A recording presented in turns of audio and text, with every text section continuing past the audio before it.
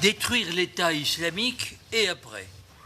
Voilà donc la question à laquelle nous devons répondre en nous rapprochant du terrain malheureux de ces deux pays en décomposition que sont l'Irak et la Syrie. En décomposition, ils ne l'ont pas toujours été. Il faut rappeler que ces pays se sont formés au lendemain de la Première Guerre mondiale autour de deux grandes capitales, celle des Omeyyades à Damas, celle des Abbassides à Bagdad, et que le fait que ces pays aient été des pays multiethniques et multiconfessionnels ne devrait pas gêner des républicains français, car nous-mêmes, nous acceptons que les citoyens français puissent professer la religion qu'ils souhaitent, et il n'y a pas de critère ethnique qui intervient dans la définition de notre citoyenneté. Donc, ces États étaient devenus, pour un tas de raisons sur lesquelles je ne m'étends pas, des régimes bassistes, des dictatures, il faut le dire, mais des dictatures laïques. Et dans ce cadre-là, les minorités religieuses, au moins, pouvaient survivre dans des conditions qui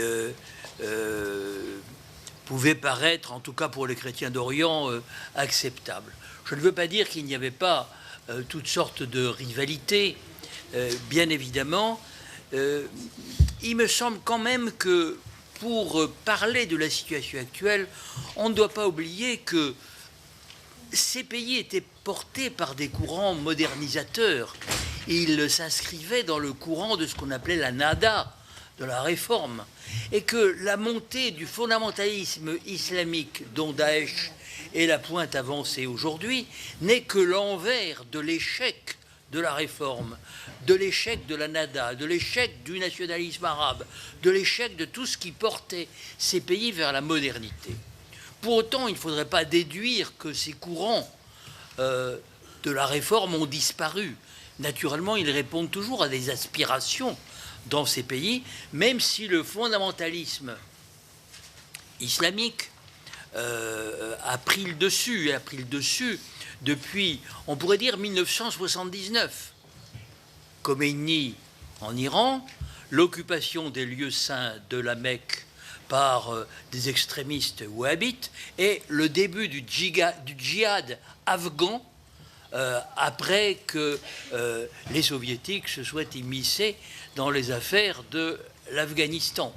Disons que c'est à partir de ce moment-là que, par suite d'interventions plus ou moins à droite ou plutôt maladroite d'ailleurs, nous avons contribué à faire en sorte que, après la première guerre Irak-Iran, soutenue par la communauté internationale, enfin je veux dire l'Irak étant soutenu par la communauté internationale, ensuite une guerre du Golfe qui était parfaitement évitable, si on avait simplement voulu obtenir l'évacuation du Koweït, hein.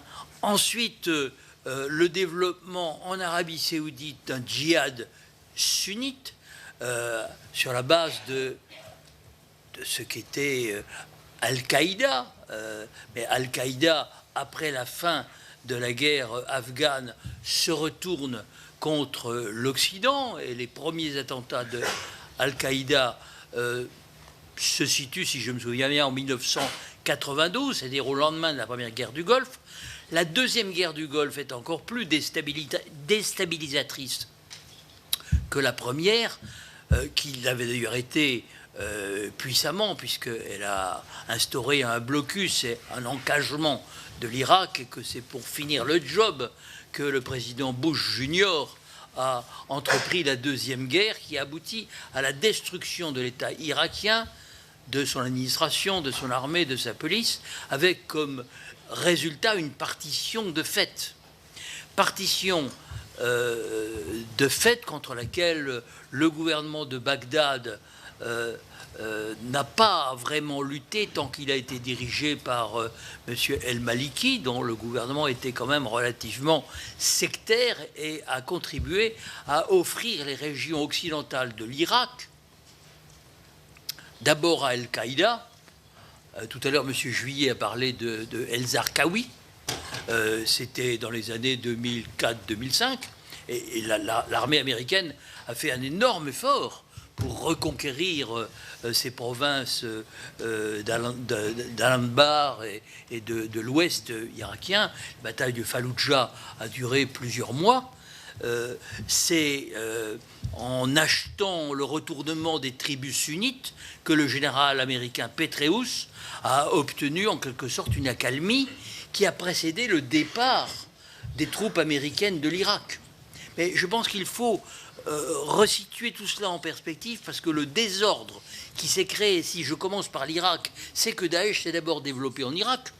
Hein. Il ne faut pas croire que Daesh, c'est le produit de Bachar el-Assad, comme je l'ai entendu dire, y compris par de hauts responsables chez nous. En réalité, Daesh s'est développé en Irak, et ce n'est que très récemment que le gouvernement irakien a changé et qu'on peut l'espérer, une autre politique moins sectaire sera développée vis-à-vis des populations sunnites de l'ouest irakien, qui représente quand même à peu près le 5e ou le quart de la population totale de l'Irak. Les chiites sont un peu plus que la majorité, les Kurdes sont le solde, soit à peu près 20% aussi.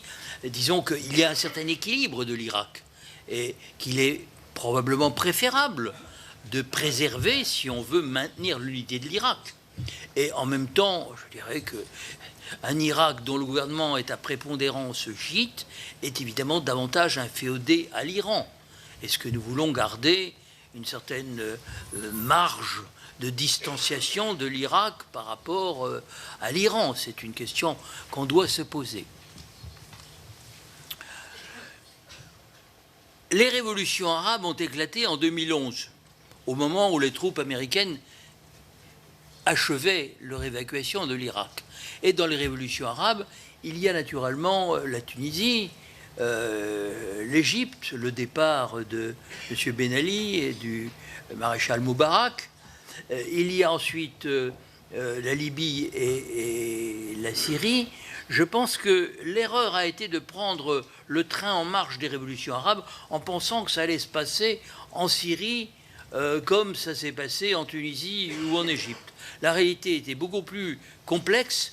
On s'est aperçu que le régime de Bachar el-Assad avait davantage de soutien et que très vite d'ailleurs sur cette guerre entre le pouvoir syrien et son opposition s'est greffée une guerre par procuration, guerre menée par les puissances sunnites contre l'axe chiite de fait qui s'était constitué, Iran, Irak avec un gouvernement plus ou moins inféodé à l'Iran, Syrie traditionnellement alliée à l'Iran, et Hezbollah libanais, chiite, qui était le prolongement naturel jusqu'à la Méditerranée. Donc, par rapport à cet axe chiite, une mobilisation des puissances sunnites. Quand je dis mobilisation, il y aurait beaucoup à dire, parce que Dorothée Schmidt nous a parlé tout à l'heure de l'attitude de la Turquie, qui a rompu avec le principe de Kemal Atatürk, pas d'ennemis à nos frontières, pour